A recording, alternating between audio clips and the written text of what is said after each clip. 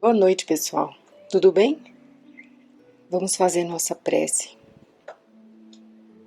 Que possamos nos sentir gratos por mais uma vez estarmos reunidos aqui, com a oportunidade de crescer através do estudo, do entendimento, que possamos fazer boas escolhas, entendendo que cada passo que damos depende do nosso discernimento. Que possamos sentir a intuição que nos é dada, que nos é concedida pelos espíritos protetores, que querem que vençamos, que estão ao nosso lado. Pai nosso que estais nos céus, santificado seja o vosso nome, venha a nós o vosso reino, seja feita a vossa vontade, assim na terra como no céu. O pão nosso de cada dia nos dai hoje. Perdoe as nossas dívidas, assim como perdoamos os nossos devedores. E não nos deixeis cair em tentação, mas livra-nos de todo o mal, que assim seja. Graças a Deus e a Jesus. Então vamos continuar o nosso estudo do livro Renovando Atitudes. Estamos no 42. Todos são caminhos. Vamos ler sobre o item 5 do capítulo 18 do Evangelho segundo o Espiritismo, que é muitos os chamados, poucos os escolhidos. E o item 5, a porta estreita. Por que essa porta tão estreita que é dada ao menor número transpor, se a sorte da alma está fixada para sempre depois da morte? É assim que com a teoria de uma única existência, se está incessantemente em contradição consigo mesmo e com a justiça de Deus. Com a anterioridade da alma e a pluralidade dos mundos, o horizonte se amplia. Também os caminhos inadequados que tomamos ao longo da vida são parte essencial de nossa educação. A cada tropeço é preciso aprender, levantar novamente e retornar à marcha. Tudo o que sabemos hoje, aprendemos com os acertos e erros do passado, e cada vez que desistimos de alguma coisa por medo de errar, estamos nos privando da possibilidade de evoluir e viver.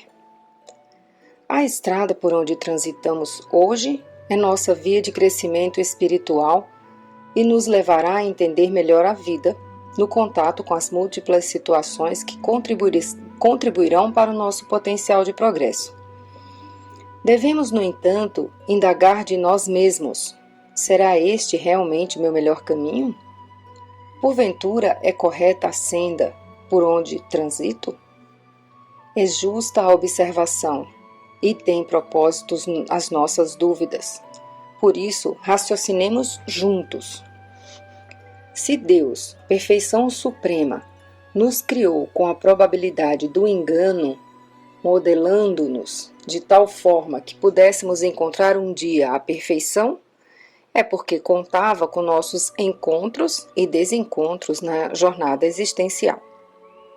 Se nos gerou falíveis, não poderá exigir-nos comportamentos sempre irrepreensíveis, pois conhece nossas potencialidades e limites. Se criaturas como nós aceitamos as falhas dos outros, por que o Criador, em sua infinita compreensão, não nos aceitaria como somos? Pessoas não condenam seus bebês por eles não saberem comer, falar e andar corretamente.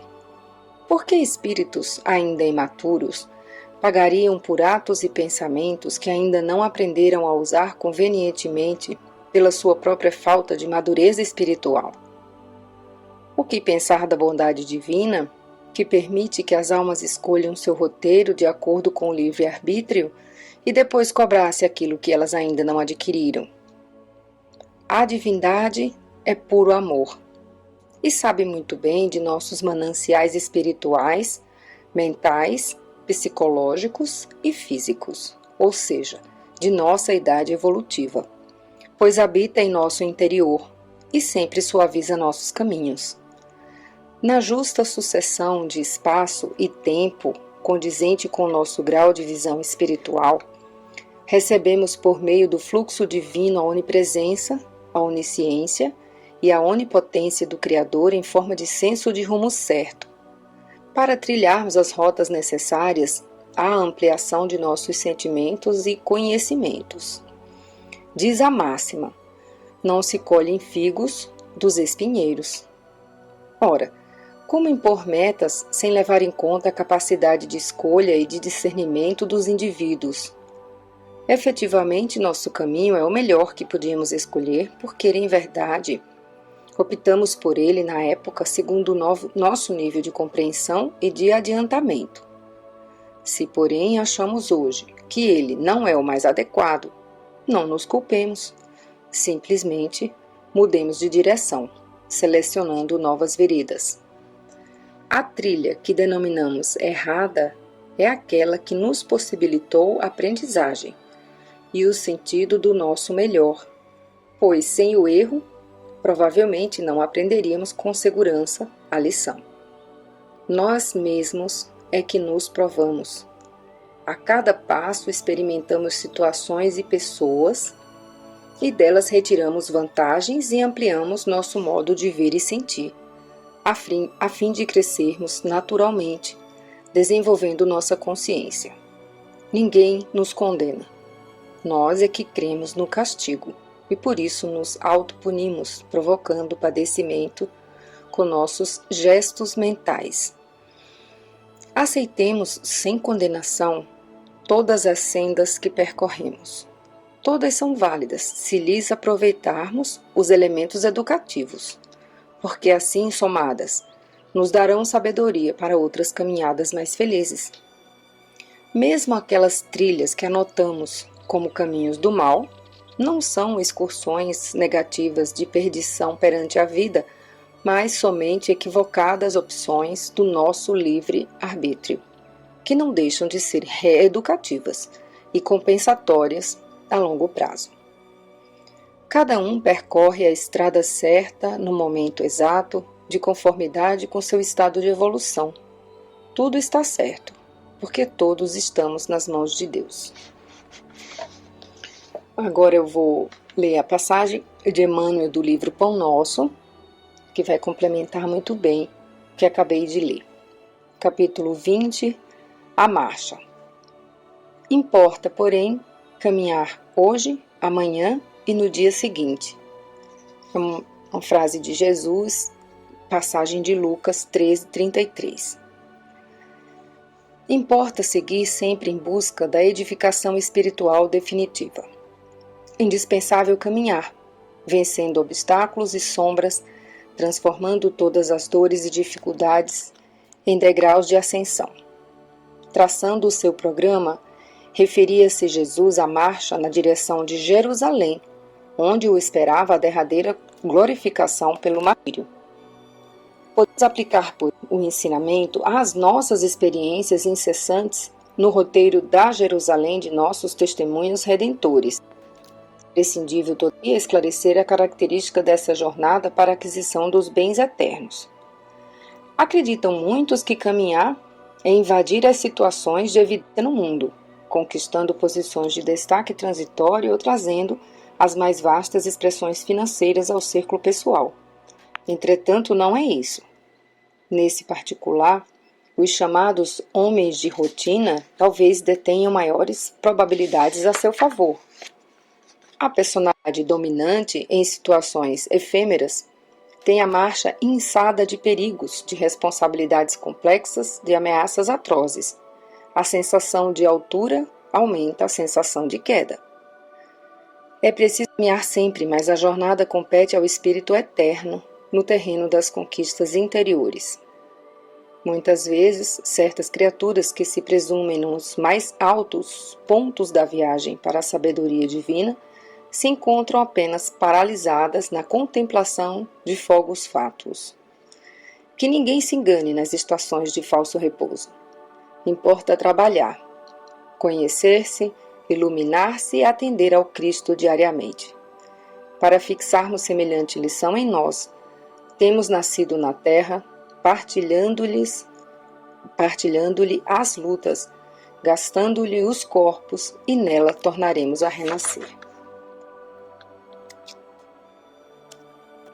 Vamos voltar para o Renovando Atitudes agora, capítulo 43. Um impulso natural, que vai nos falar do item 3 do capítulo 12 do Evangelho segundo o Espiritismo, que é amai os vossos inimigos, e no item 3, pagar o mal com o bem. Esse sentimento resulta mesmo de uma lei física, a da assimilação e da repulsão dos fluidos. Daí a diferença de sensações que se experimenta a aproximação de um amigo ou de um inimigo. Amar os inimigos é não ter contra eles nem ódio, nem rancor, nem desejo de vingança. Amar os inimigos não é, pois, ter para com eles uma afeição que não está na natureza, porque o contato de um inimigo faz bater o coração de maneira bem diferente do de um amigo. Na investigação profunda da raiva, do rancor ou da ira, devemos considerar os poderosos e irracionais impulsos de agressividade, espontâneos e inatos na psique humana. São emoções ou formações psíquicas que o espírito partilha com o mundo animal, do qual faz parte e de onde evoluiu. A moderna teoria evolutiva deve mais a Charles Darwin do que a qualquer outro evolucionista, pois foi toda ela construída nas bases de sua obra intitulada A Origem das Espécies. Hoje está provado cientificamente que as criaturas humanas sofreram um processo de evolução extraordinário. Somente do hominídeo pré-histórico denominado de Java, ou Pithecanthropus erectus, até o homem moderno, transcorreram milhares e milhares de anos de desenvolvimento e aprimoramento do organismo do ser vivo. Dessa forma, não podemos separar a natureza de nós mesmos, pois também somos natureza, já que pertencemos aos mesmos departamentos da vida, desde o mineral, vegetal, animal até ao homem. Na natureza, tudo foi criado com um objetivo e função, porque nada do que está em nós está errado. O que acontece é que muitas vezes usamos mal, ou seja, não aprendemos a usar convenientemente e dentro de um senso de equilíbrio as possibilidades mais íntimas de nossa alma imortal. Em nossos parentes distantes, os animais irracionais, existe o impulso do ataque-defesa. Manifesta-se também em nós esse mesmo impulso, denominado instinto de destruição. É ele uma das primeiras manifestações da lei de preservação, da sobrevivência dos animais em geral e imprescindível para defendê-los dos perigos da vida. Nos dias atuais, o termo raiva talvez tenha sido interpretado como sendo somente crueldade, violência, vingança, quando na realidade significa primordialmente estado de alerta, visto que essa energia emocional nos aguça todos os demais sentidos para uma eventual necessidade de proteção e apoio a qualquer fato ou situação que nos coloquem em ameaça. Esse impulso natural possibilita à nossa mente uma maior oportunidade de elaboração, percepção e raciocínio, deixando-nos alerta para enfrentar e sustentar as mais diversas dificuldades.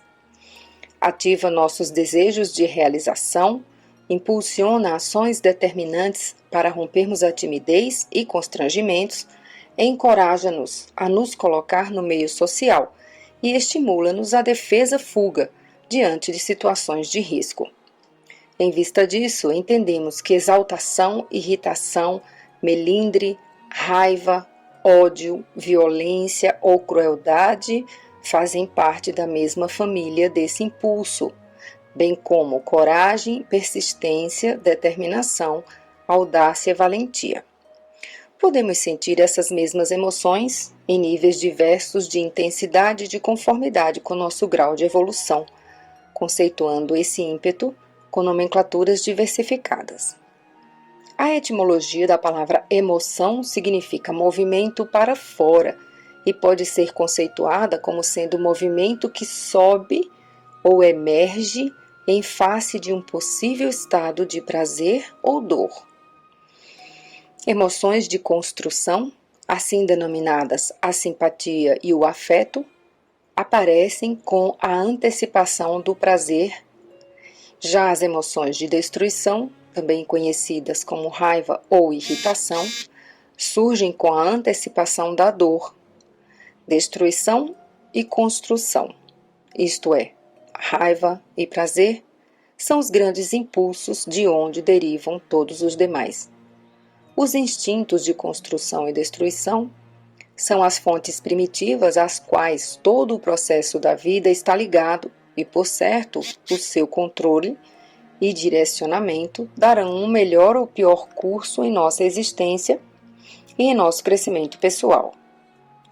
Portanto, quando ao ser humano é negado o direito de expressar sua raiva ou prazer, castrado nos seus primeiros anos de vida, torna-se uma criança indefesa com tendência a ter uma personalidade tímida, medrosa e passiva.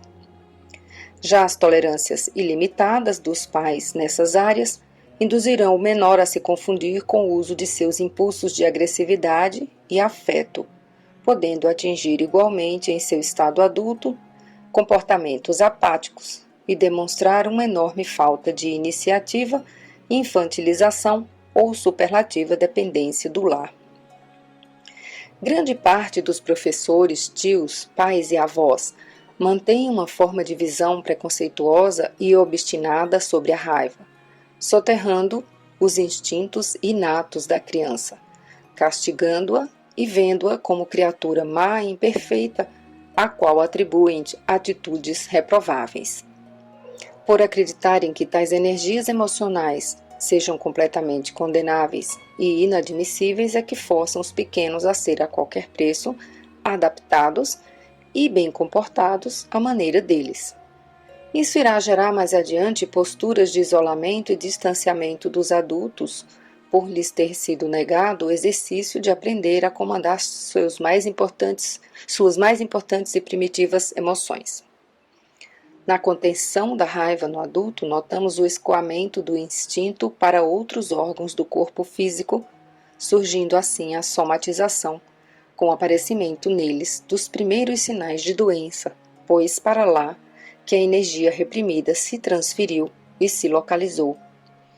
Em outras situações, as manifestações do descontrole dessas energias geram crises de fúria, predisposições ao suicídio, apatias, acerbações sexuais, paralisias histéricas, sentimentos de culpa, fobias e outros tantos transtornos espirituais e mentais.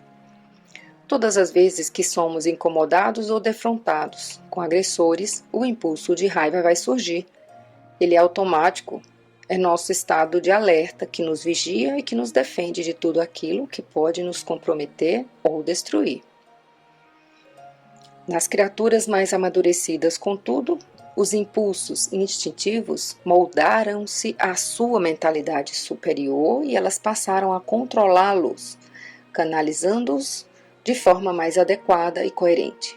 Esses dois impulsos fundamentais, o prazer e a raiva, nesses mesmos indivíduos, foram depurados em seus estados primitivos, atividades eróticas e violentas, e transformados nas atividades das áreas afetivas e de iniciativa com determinação.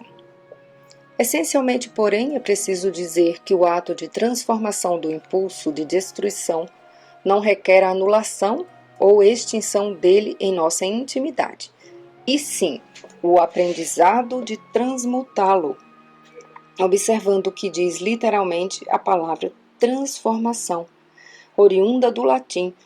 Trans quer dizer através de, forma, o modo pelo qual uma coisa existe ou se manifesta, e actio, ação. Entendemos, por fim, que através de nossas ações mudaremos as formas pelas quais a raiva se manifesta, sem todavia aniquilá-las ou exterminá-las. Com essa visão, a proposta salutar de canalizar e sublimar a agressividade é promover-nos profissionalmente, criando atividades educativas, usando práticas do esporte, e outras tantas realizações. Todos aqueles que se dedicam às atividades nas áreas da criatividade, como poetas, pintores, oradores, escultores, artesãos, escritores, compositores e outros, fazem parte das criaturas que direcionam seus impulsos de agressividade para as artes em geral, sublimando-os. Por sua vez, os que se exercitam fisicamente constituem exemplos clássicos daqueles que escoam naturalmente para o esporte sua energia de raiva. Outros tantos a transformam, redirecionando-a para as atividades junto aos carentes, nas obras e instituições de promoção e assistência social. Quando as crianças insistirem em cortar, destruir, quebrar, arrancar, esmagar, torcer, bater ou amassar, estão apenas manuseando suas emoções emergentes de raiva ou seus impulsos agressivos para que saibam usá-los no futuro com controle e conveniência. Em vez de censurá-los e criticá-los, devemos oferecer-lhes um material adequado para que essas manifestações possam ocorrer plenamente, sem dissabores ou demais prejuízos. Desse modo, amar os inimigos não é, pois, ter para com eles uma afeição que não está na natureza. Nossas emoções são energias que obedecem às leis naturais da vida. São previstas nos estatutos da lei de destruição e da lei de conservação, e agem mecanicamente, pois são disparadas ao detectarmos nossos adversários. Não obstante, o contato de um inimigo faz bater o coração de maneira bem diferente do de um amigo. Quer dizer, a emoção energética da raiva ativa a glândula suprarrenal que libera adrenalina no sangue. O coração acelera, a pressão arterial sobe, a respiração se intensifica, os músculos se contraem. Daí sentirmos essa sensação estranha e incômoda, que seria de luta ou fuga. Em síntese, amar os inimigos ou adversários, na interpretação do ensino de Jesus Cristo, não é nutrir por eles ódio ou qualquer propósito de vingança, nem mesmo desejar-lhes mal algum. Acima de tudo, o mestre queria dizer que nossas emoções inatas de raiva, em nosso atual contexto evolutivo, não querem, em verdade, destruir nada do que está fora de nós, como se fazia nos primórdios da evolução. Ao contrário, elas querem nos defender, destruindo conceitos, atitudes e pensamentos dentro de nós, os quais nos tornam suscetíveis e vulneráveis ao mundo, e, consequentemente, nos fazem ser atacados, machucados e ofendidos. Eu passei um pouco no nosso tempo, então, em função disso, a avaliação de Emmanuel sobre inimigos fica para a próxima. Obrigada, boa semana a todos.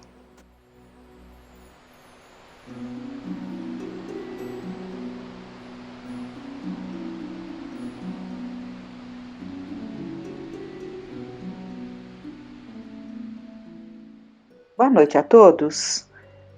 Dando continuidade, então, ao encontro desta noite, nós vamos buscar no livro Entre a Terra e o Céu, em que André Luiz nos relata várias experiências muito interessantes que acontecem junto ao ministro Clarencio. Eles estão em trabalhos, aqui na crosta terrestre, e André Luiz tem a oportunidade de, junto do ministro Clarencio, participar dessas experiências. Ele nos traz esses relatos para o nosso aprendizado. E uma das situações que eles vivem é uma visita que eles fazem a uma casa, como eles chamam, um lar cristão, que era a casa da Dona Antonina. Então, André Luiz nos traz: aqui reside nossa irmã Antonina, com 3 dos 4 filhos que o Senhor lhe confiou. Incapaz de vencer as tentações da própria natureza, o marido abandonou-a há 4 anos para comprometer-se em delituosas aventuras. A dona da casa, porém, não desanimou. Trabalha com diligência numa fábrica de tecidos e educa os rebentos do lar com acendrado amor ao Evangelho de nosso Senhor Jesus Cristo. Tem sabido resgatar com valor há meses. Aliás, tem sabido resgatar com valor as dívidas que trouxe do pretérito próximo. Perdeu há meses o pequeno Marcos, de 8 anos, atacado depois da prece atacado de fulminante pneumonia, e com ele se encontrará depois da prece que proferirá com os pequeninos. Então, o que está sendo dito aqui? É justamente o dia do Evangelho do Lar nesta família da Dona Antonina. E ela fazia ali, na verdade, eu nem sei se era um evangelho semanal, como costuma se fazer, ou se ela, como tantas outras pessoas, tem o hábito de fazer quase que diariamente esse encontro com a família, da leitura ali à noite, todos reunidos, o que traz muita segurança ao equilíbrio de todos, né? Mas o fato é que nesta noite, após essa prece que fariam juntos, a Dona Antonina, na verdade, porque ela era ainda uma jovem mãe, né? A Antonina seria levada ao encontro do filhinho Marcos, desencarnado há alguns meses. Então, uma das tarefas de Clarencio, né, era levar a Antonina e uma outra mãe ao encontro dos filhinhos que já haviam partido para o plano espiritual. Então, nós vamos ver aqui, né, a Antonina se reunindo com os 3 filhos que ficaram, e ela estava especialmente emocionada, provavelmente até porque dentro do seu coração pressentia o que estava por acontecer durante o seu sono, né? E ela pede para um dos filhinhos abrir a página e cai a página do perdão, o capítulo 18 das anotações do apóstolo Mateus. Então Pedro, aproximando-se dele, disse: Senhor, até quantas vezes pecará meu irmão contra mim e eu lhe perdoarei? Até 7? Jesus lhe disse: Não te digo que até 7, mas até 70 vezes 7. E ela discorre sobre o tema de uma forma muito interessante para que os filhos alcançassem a profundidade daquela lição, o entendimento daquela lição quanto à necessidade do perdão. Então, bem-vinda estas questões que são trazidas pelo Evangelho, porque trazem para a família a oportunidade de dialogar, de conversarem sobre esses temas tão importantes, auxiliando a todos que pratiquem, que exercitem e que tenham a vontade de perdoar, porque muitas vezes não temos vontade, né? E num determinado momento, o jovenzinho, o mais mocinho, agora eu não sei quantos anos ele teria, talvez nem seja dito, não importa, né? Mas pela questão que ele faz, ele pergunta: Mas a senhora crê, mãezinha, que devemos perdoar sempre? Como não, meu filho? Ainda mesmo quando a ofensa seja a pior de todas? Ainda assim. E observando inquieta, Dona Antonina acentuou: Por que tratas desse assunto com tamanha preocupação? Refiro-me ao papai, disse o menino algo triste. Papai abandonou-nos quando mais precisávamos dele. Seria justo esquecer o mal que nos fez? Oh, meu filho, comentou a nobre mulher, não te detenhas neste problema. Por que alimentar rancor contra o homem que te deu a vida? Como condená-lo se não sabemos tudo o que lhe aconteceu? Seria realmente melhor para o nosso bem-estar se ele estivesse conosco. Mas se devemos suportar a ausência dele, que os nossos melhores pensamentos o acompanhem. Teu pai, meu filho, com a permissão do céu, deu-te o corpo em que aprendes a servir a Deus. Por esse motivo é credor de teu maior carinho. Há serviços que não podemos pagar senão com amor. Nossa dívida para com os pais é dessa natureza. Recordando talvez que a família se achava num curso de formação cristã, a dona da casa acrescentou: um dia, quando Moisés, o grande profeta, foi ao monte receber a revelação divina, uma das mais importantes determinações por ele ouvidas do céu foi aquela em que a eterna bondade nos recomenda: honrarás teu pai e tua mãe. A lei enviada ao mundo não estabelece que devamos analisar a espécie de nossos pais, mas sim que nos cabe a obrigação de honrá-los com o nosso amoroso respeito, sejam eles quais forem. A reduzida assembleia recolhia as explicações de olhos felizes e iluminados. Haroldo mostrou-se conformado, todavia ainda ponderou: compreendo, mãezinha, o que a senhora quer dizer. Entretanto, se papai estivesse junto de nós, talvez que Marcos não tivesse morrido, teríamos o dinheiro suficiente para tratá-lo. Dona Antonina enxugou apressadas lágrimas que lhe caíram espontâneas até a evocação do filhinho. Ante a evocação do filhinho, e continuou: seria um erro permitir a queda de nossa confiança no Pai Celestial. Marcos partiu ao encontro de Jesus, porque Jesus o chamava. Nada lhe faltou. Rogo a vocês não darmos curso a qualquer ideia triste em torno da memória do anjo que nos precedeu. Nossos pensamentos acompanham no além aqueles que amamos. Vejam que coisa maravilhosa!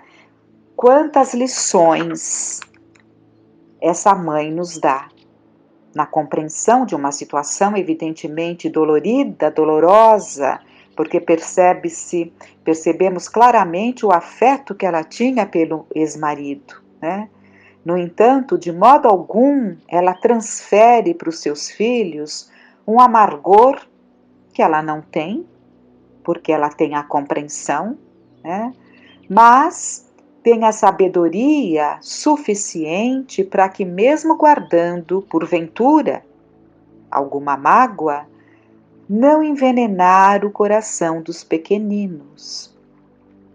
Então, são questões muito, muito importantes desses comportamentos que nos são trazidos através dessa doutrina, né, em que nós podemos avaliar, né, podemos refletir e nos posicionarmos melhor diante das situações que nos acontecem, diante das situações que vivemos, em que muitas vezes estamos longe de ter essa compreensão e acabamos levando para os nossos sentimentos de incompreensão, de mágoas profundas, de difícil reajuste. E ela pressentia, né, que durante o sono algo muito importante aconteceria. E eles ficaram aguardando, né? André Luiz diz que ficaram ali aguardando, e ela surge em espírito, né? Com o seu perispírito, que é o corpo espiritual. Ele relata que ela se mostra muito mais delicada e mais bela, né, do que ali no corpo de carne.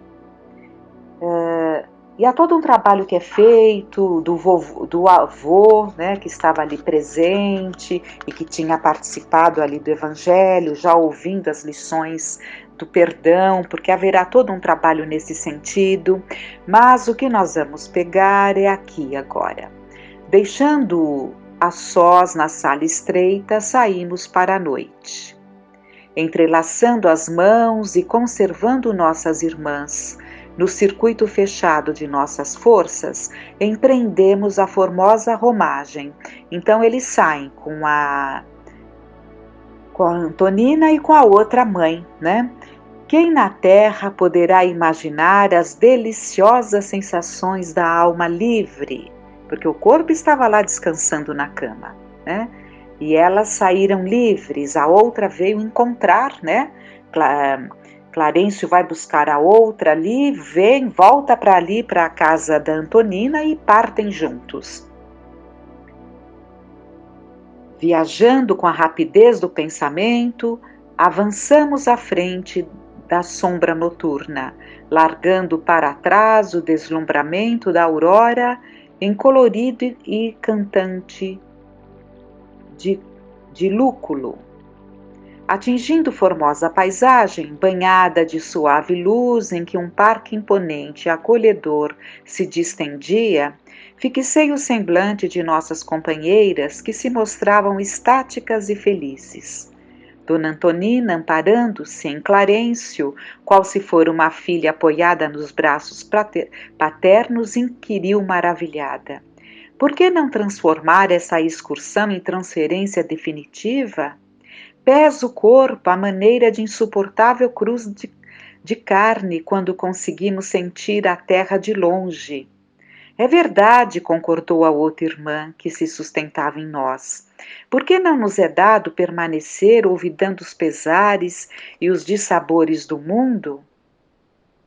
Compreendemos, ajuntou o ministro generoso, compreendemos quanta inquietação punge o espírito reencarnado, mormente quando desperto para a beleza da vida superior. Entretanto, é indispensável saibamos louvar a oportunidade de servir sem jamais desmerecê-la. Achamo-nos ainda distantes da redenção total, e todos nós, com alternativas mais ou menos longas, devemos abraçar a luta na carne, de modo a solver com dignidade nossos velhos compromissos. Somos viajores nos milênios incessantes. Ontem fomos auxiliados, hoje nos cabe auxiliar. Na medida que avançávamos, ondas de perfume acentuavam-se em torno de nós, revigorando-nos as energias e induzindo-nos a respirar a longos sorvos. E ele continua descrevendo aquele ambiente.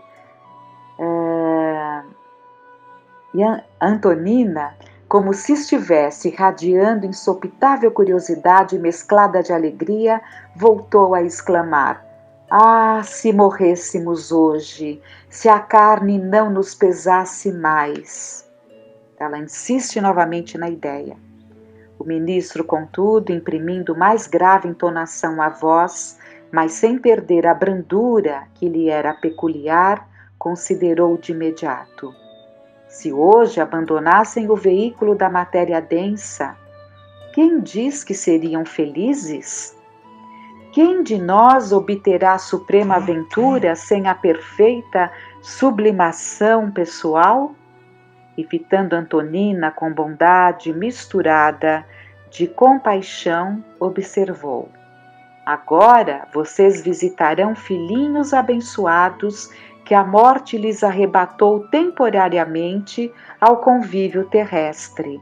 Vocês se sentem como quem num palácio dourado em pleno paraíso de amor. Mas, e os filhinhos que ficam? Haverá céu sem a presença daqueles que amamos? Teremos paz sem alegria para os que moram em nosso coração? Imaginemos que as algemas do cárcere físico se partissem agora. O atormentado lar humano cresceria de vulto na saudade que as tomaria de assalto. A lembrança dos filhos aprisionados no planeta acorrentá-las-ia ao mundo carnal, à maneira de forte raiz retendo a árvore no solo escuro. Os rogos e os gemidos, as lutas e as provas dos rebentos menos felizes da existência lhes falariam ao espírito mais imperiosamente que os cânticos de bem-aventurança dos filhos afortunados, e naturalmente desceriam do céu para a terra, preferindo a posição de angustiadas servas invisíveis, trocando a resplendente glória da liberdade pelos dolorosos padecimentos da prisão, que a ventura maior de quem ama reside em dar de si mesmo a favor das criaturas amadas. Então, que grande lição temos aqui! Elas ali encantadas, desejosas de lá ficarem, se possível fosse. No entanto, Clarencio as adverte, aqui no caso foi especialmente ali voltando-se para Antonina, que tinha acabado de dizer, e se morrêssemos hoje, que ela tão somente se visse ali, junto daquela alegria do filhinho que partiu, por estar junto ao filhinho que partiu, logo em seguida se veria torturada pela saudade daqueles que estariam aqui na terra, e ligada aos dramas vividos por eles aqui na terra, e se sentiria algemada, descendo do céu à terra para buscar ajudar aos filhinhos que aqui estariam. É um sublime, é um importante ensinamento para nós. E a saudade dela era muito grande, tanto que quando ela retorna ao corpo, terminada a visita, nós já temos que ir encerrando, então eu vou resumir, terminada a visita junto do filhinho, ela é levada novamente para assumir o corpo que estava lá no seu leito. E Clarencio toma ali as providências para que ela não se recordasse de nenhum detalhe. Ficasse apenas ali alguma intuição, mas sem uma lembrança mais profunda, porque ainda, pela saudade que ela tinha, né?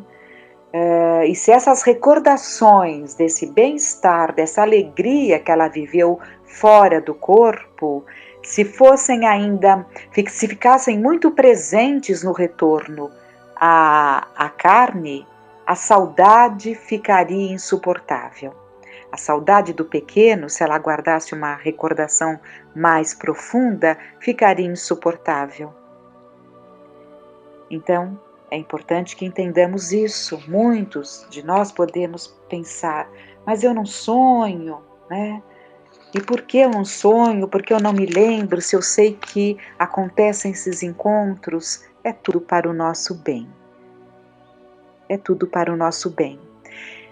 Imaginemos se tivéssemos a recordação de momentos muito leves, suaves e profundamente amorosos, e termos que retornar para as nossas lutas em fases que nem sempre estão tão fáceis, né? Poderia se tornar mais difícil, poderíamos achar aqui o nosso fardo muito pesado.